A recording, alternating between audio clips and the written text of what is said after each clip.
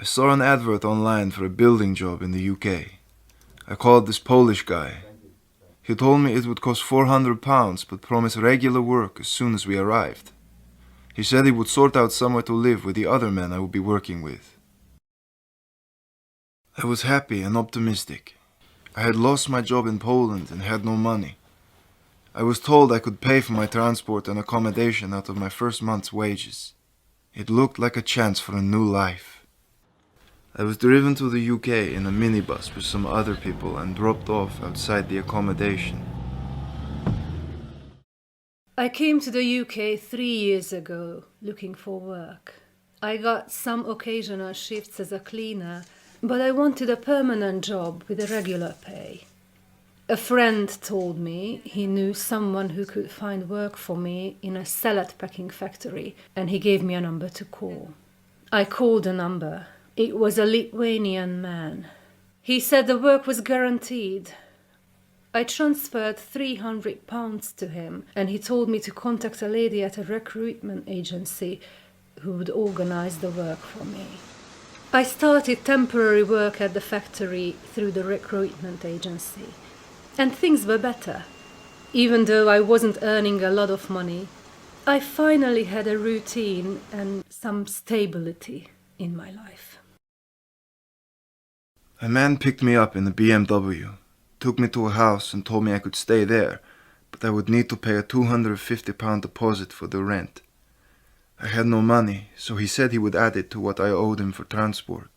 He took my passport and identity card to complete the paperwork for my job.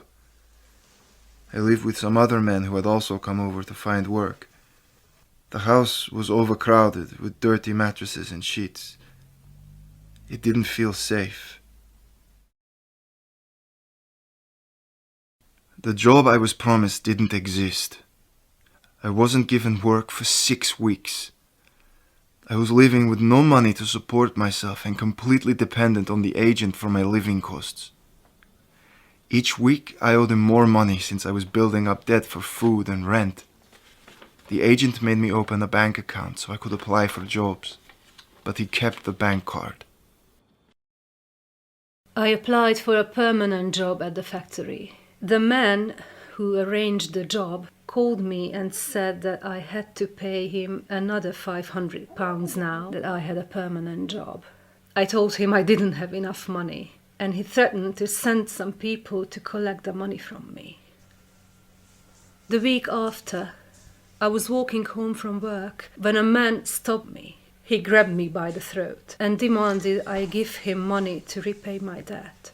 He told me he would find me again soon. I heard that other people from the factory owed this gang money too. Some of them quit their jobs and went back to their home country. I eventually saved up and paid back the £500, but they told me that I owed them interest because I hadn't paid them back on time. I was taken to recruitment agencies to apply for jobs. He told me to give his address instead of the one I was living at. He told me a mobile phone number to give, as the recruitment agency would text me when more work was available. I was given a temporary job packing chicken in a factory. As soon as I was paid each week, he would use my bank card to take out all of my wages to cover the money I owed for travel and accommodation. He gave me only £20 a week to buy food.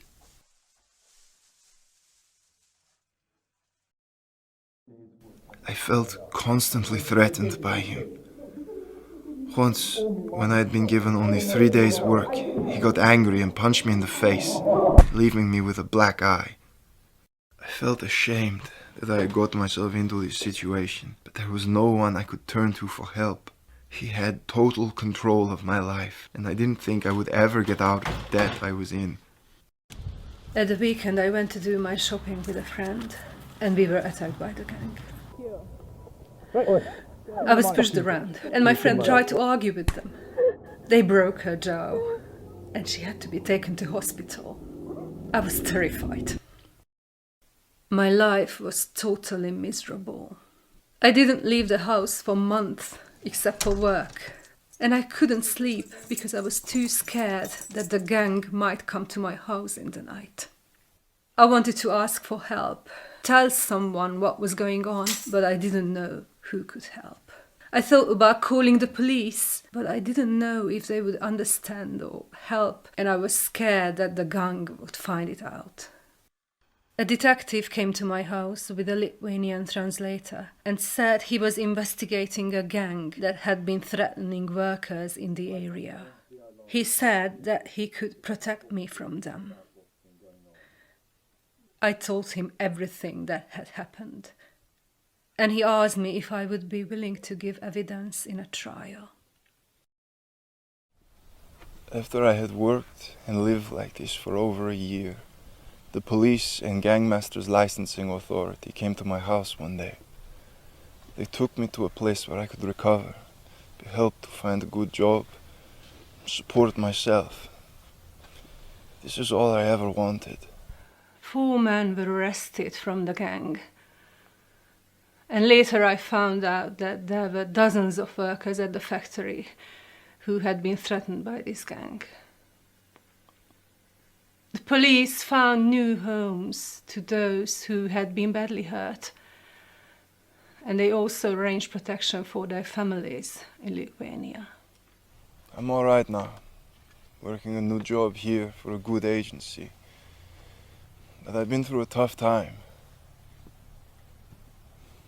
When I look back at everything that's happened, I realize how easy it is to get trapped in a really bad situation. I should never have paid for a job that I didn't know existed. I should never have paid for a job. This is not legal in the UK. I should never have given away my passport and identity card. By then, it was already too late. I should never have got into debt with someone I didn't know or trust. I was stuck in debt to him, and he controlled my bank account. I was afraid that he would attack me if I did anything wrong. I know there are still many more people who are trapped like I was.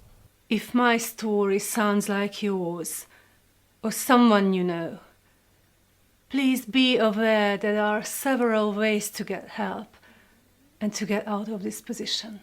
Don't get trapped like I was. And if you know anyone who is, contact the Gangmasters Licensing Authority or Migrant Help. Anything you say will be kept confidential. If you are being threatened, or you think you are in immediate danger, please call the police by dialing 999. Don't suffer in silence.